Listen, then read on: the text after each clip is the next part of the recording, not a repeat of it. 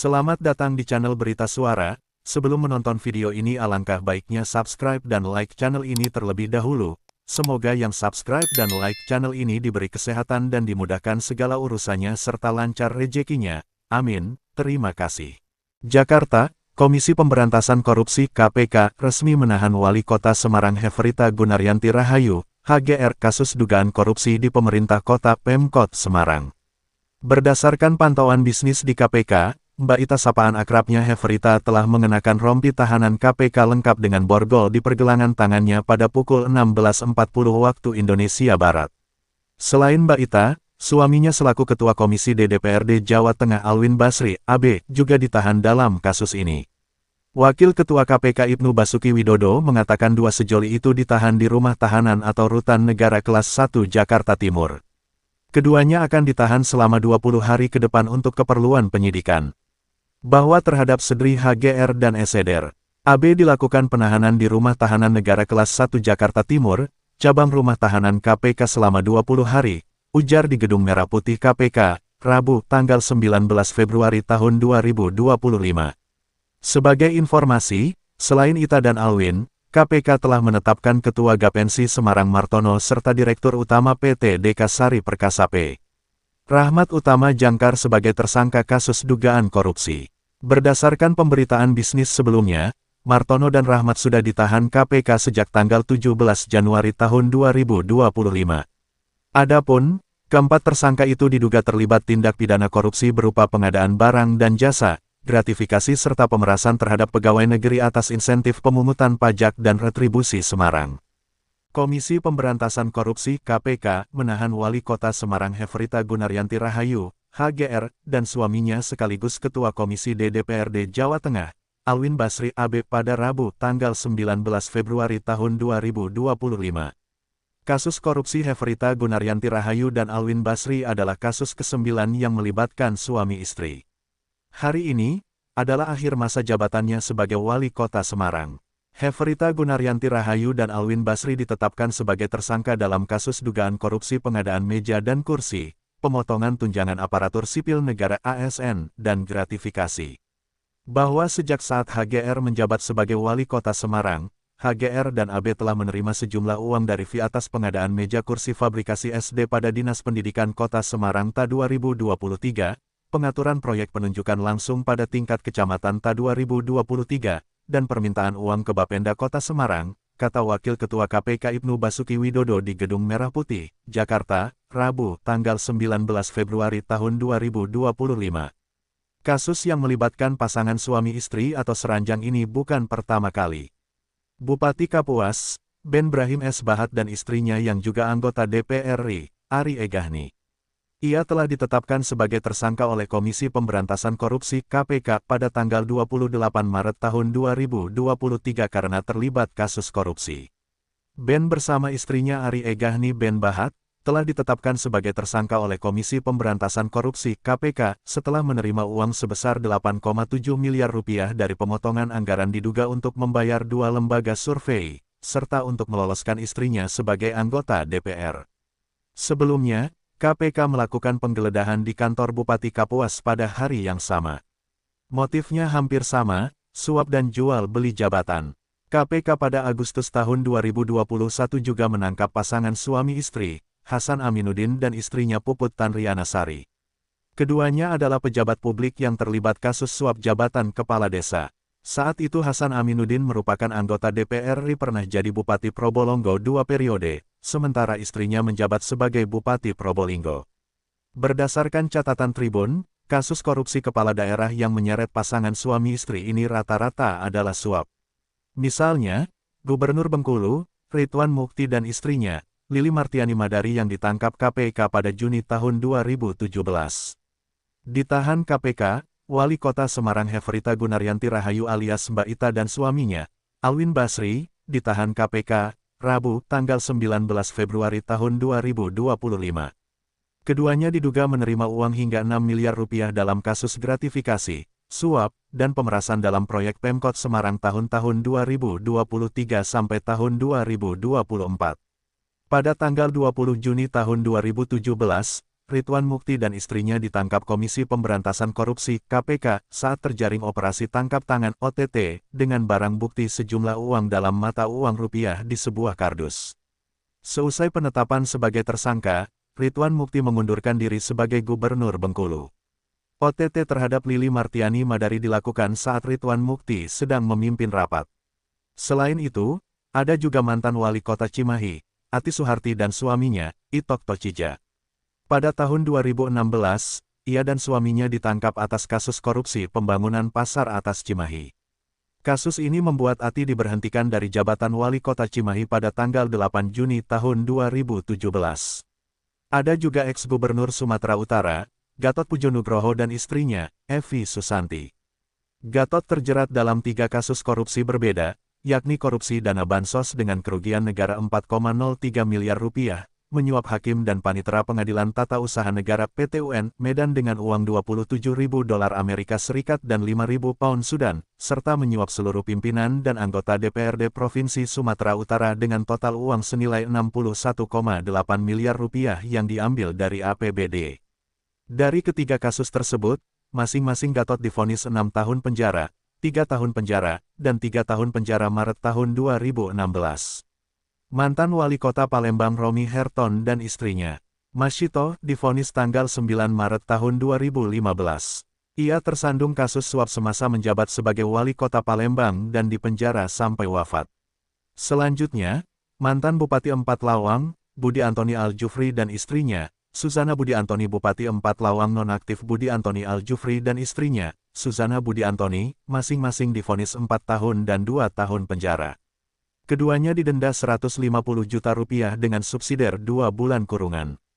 Kedua terdakwa terbukti secara sah dan meyakinkan melakukan tindak pidana korupsi secara bersama-sama dan memberikan keterangan yang tidak benar, kata Ketua Majelis Hakim Muhammad Muhlis di Pengadilan Tindak Pidana Korupsi pada Kamis, tanggal 14 Januari tahun 2016. Vonis yang dijatuhkan ini lebih ringan dari tuntutan jaksa. Budi sebelumnya dituntut 6 tahun dan 4 bulan penjara dengan denda 200 juta rupiah dan subsidiar 2 bulan. Sementara Suzana dituntut 4 tahun kurungan dengan denda yang sama. Hakim Muhlis mengatakan hak yang meringankan putusan adalah keduanya merupakan korban. Terakhir adalah mantan Bupati Karawang Ade Suara dan istrinya, Nur Latifah, kasasinya ditolak MA pada Januari tahun 2016. Mantan Bupati Karawang Ade Suara akhirnya bebas setelah menjalani hukuman pidana selama 7 tahun di Lapas Sukamiskin, Bandung, tahun 2021 lalu. Sebelumnya, istri Ade Suara, Nur Latifah menghirup udara bebas pada Sabtu, tanggal 18 Juli tahun 2020 setelah menjalani masa hukuman penjara. Ade Suara ini divonis bersalah dalam kasus korupsi dan pencucian uang terkait izin surat pernyataan pengelolaan lahan SPPL PT Tatar Kertabumi dengan dijatuhi hukuman 6 tahun penjara. Tribunnews.com. Jakarta. Ex-Wali Kota Semarang, Heverita Gunaryanti Rahayu alias Mbak Ita akhirnya ditetapkan sebagai tersangka dan ditahan oleh Komisi Pemberantasan Korupsi (KPK) pada Rabu tanggal 19 Februari tahun 2025. Mbak Ita terjerat perkara dugaan korupsi di pemerintahan Semarang. Suami Mbak Ita, Alwin Basri turut bernasib sama. Ketua Komisi DPRD Provinsi Jawa Tengah itu disangkakan dengan perkara yang sama dengan istrinya. Wakil Ketua KPK, Ibnu Basuki Widodo mengungkapkan pasangan itu menyabat fee dari proyek pembuatan meja dan kursi di Dinas Pendidikan Kota Semarang tahun anggaran 2023. Sejak HGR dan AB telah menerima sejumlah uang dari fee atas pengadaan meja dan kursi pabrikan SD pada Dinas Pendidikan Kota Semarang tahun anggaran 2023. Pengaturan proyek dari Bapenda Semarang, kata Ibnu dalam konferensi pers di Gedung Merah Putih KPK, Jakarta pada Rabu, tanggal 19 Februari tahun 2025. Ibnu menjelaskan kasus ini bermula pada November tahun 2022. Saat itu Mbak Ita dan Alwin mengumpulkan sekretaris daerah Sekda dan semua kepala dinas Pemkot Semarang di rumahnya seusai dilantik jadi wali kota Semarang. Di saat itulah Mbak Ita dan suaminya meminta semua anak buahnya mematuhi semua perintahnya.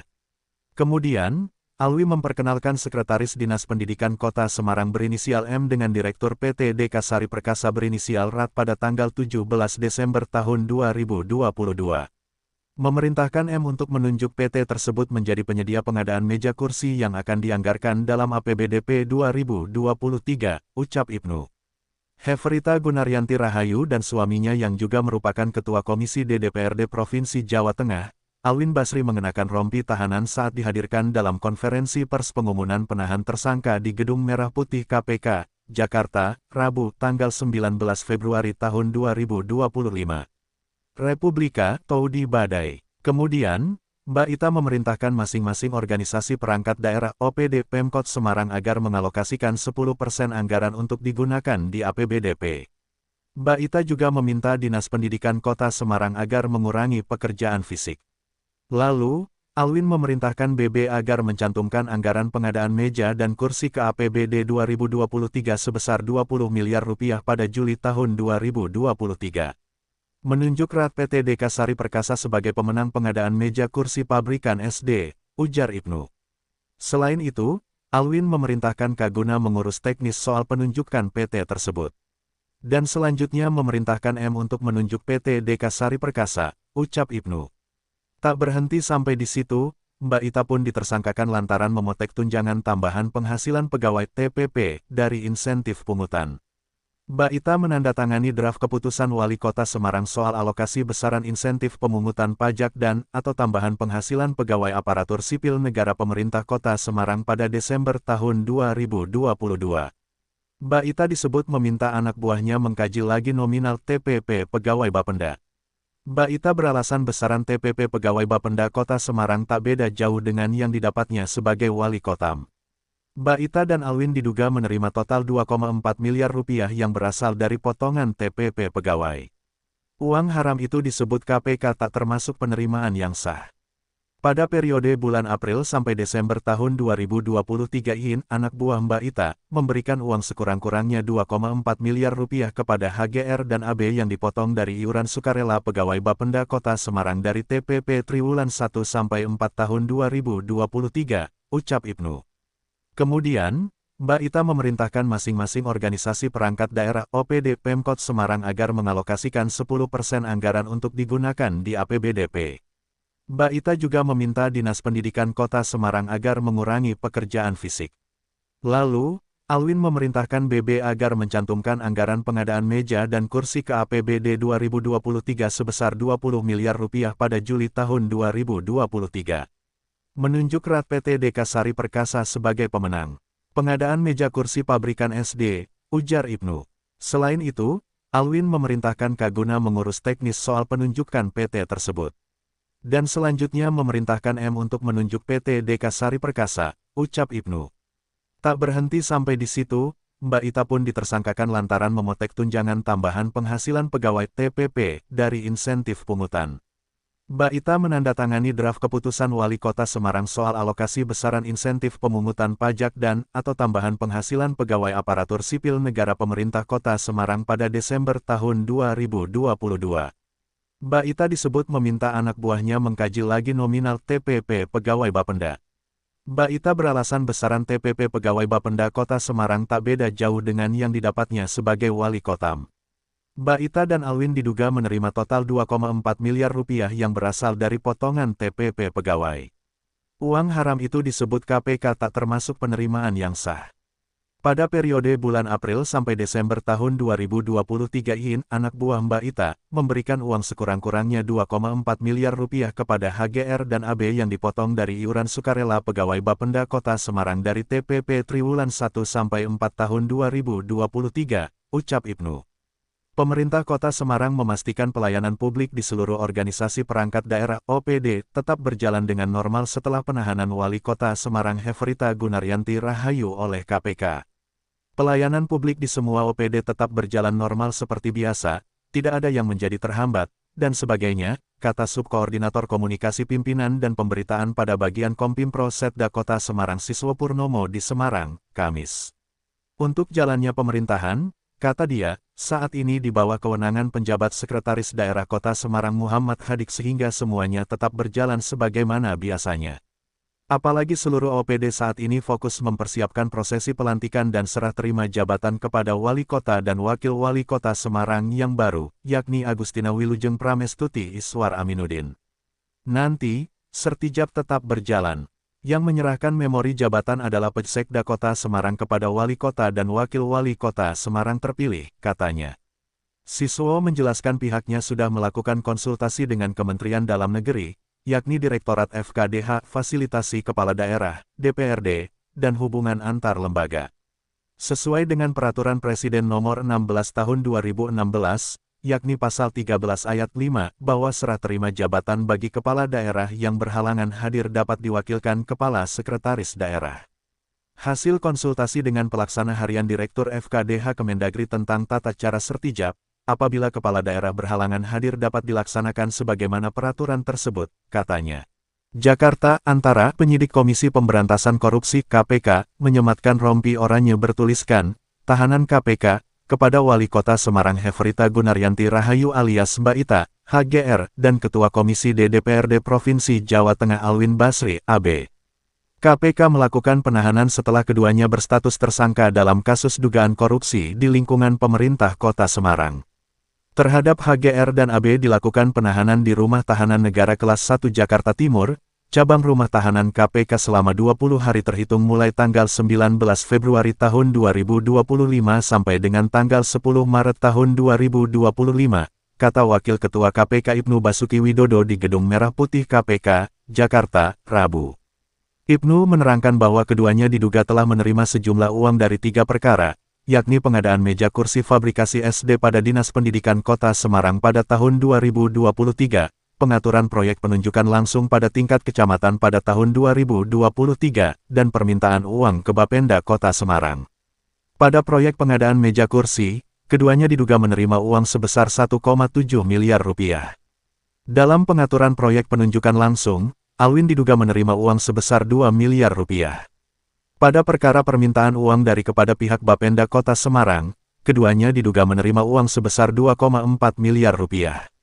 Atas perbuatannya kedua tersangka dijerat dengan Pasal 12 huruf A atau Pasal 12 huruf B dan Pasal 12 huruf F dan Pasal 12B Undang-Undang Nomor 31 Tahun 1999 tentang Pemberantasan Tindak Pidana Korupsi sebagaimana diubah dengan UU Nomor 20 Tahun 2001 Junto Pasal 55 Ayat 1 Pertama KUHP. Untuk diketahui, dalam kasus dugaan korupsi tersebut di atas, penyidik KPK juga telah menahan 2 orang tersangka, yakni Direktur PT Cimarder 777 dan PT Rama Sukses Mandiri sekaligus Ketua Gapensi Semarang Martono dan Direktur Utama PT Dekasari Perkasa P. Rahmat Utama Jangkar. Keduanya ditahan penyidik KPK pada hari Jumat 17/1 selama 20 hari ke depan atau hingga tanggal 5 Februari tahun 2025.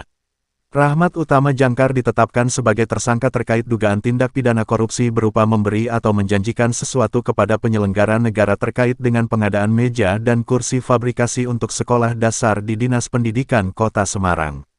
Sementara itu, Martono ditetapkan sebagai tersangka atas dugaan keterlibatannya dalam pengaturan proyek penunjukan langsung pada tingkat kecamatan di lingkungan Pemkot Semarang.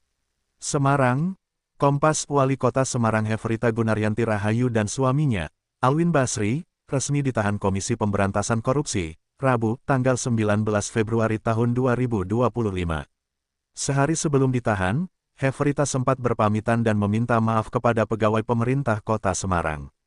Penahanan terhadap Hefrita dan Alwin dilakukan setelah keduanya ditetapkan sebagai tersangka korupsi pada pertengahan Juli tahun 2024. KPK juga menetapkan 2 tersangka lainnya, yaitu Ketua Gabungan Pelaksana Konstruksi Nasional Indonesia, Gapensi, Kota Semarang Martono dan Direktur PT Dekasari Perkasa, Rahmat Utama Jangkar. Pada Januari tahun 2025, Martono dan Rahmat resmi ditahan KPK. Hefrita dan Alwin sempat mengajukan gugatan pra-peradilan atas status tersangka. Namun, gugatan itu ditolak. Hefrita tercatat 4 kali mangkir dipanggil KPK. Ia selalu beralasan ada kegiatan yang tidak bisa ditinggalkan atau diwakilkan. Terakhir, ia mangkir dalam pemanggilan KPK pekan lalu dengan alasan sakit. Pada Selasa, tanggal 18 Februari tahun 2025, Hefrita memimpin apel di halaman Balai Kota Semarang. Dalam kesempatan itu, Hefrita berpamitan kepada para pegawai di Pemkot Semarang. Walaupun sudah tidak menjadi wali kota, saya tetap mencintai kota ini. Masih banyak cara untuk berkarya, tidak harus melalui pemerintahan. Saya akan lebih fokus di bidang ketahanan pangan, pertanian, stunting, kesehatan, dan hal-hal lain yang bisa saya sumbangkan untuk masyarakat, katanya. Heverita juga berterima kasih kepada para pegawai Pemkot Semarang yang selama ini telah bekerja membantunya. Namun, dia juga menyampaikan permohonan maaf. Saya menyadari bahwa setiap pemimpin memiliki gaya berbeda. Mungkin ada hal yang kurang berkenan bagi Bapak Ibu sekalian. Saya berharap bisa dimaafkan, ujar Heverita.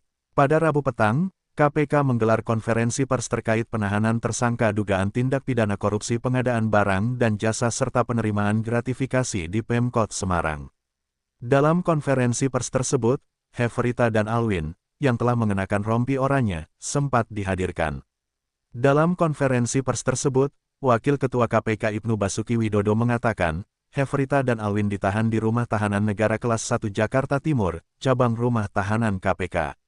Penahanan dilakukan selama 20 hari, terhitung tanggal 19 Februari tahun 2025 sampai tanggal 10 Maret tahun 2025, ucap Ibnu.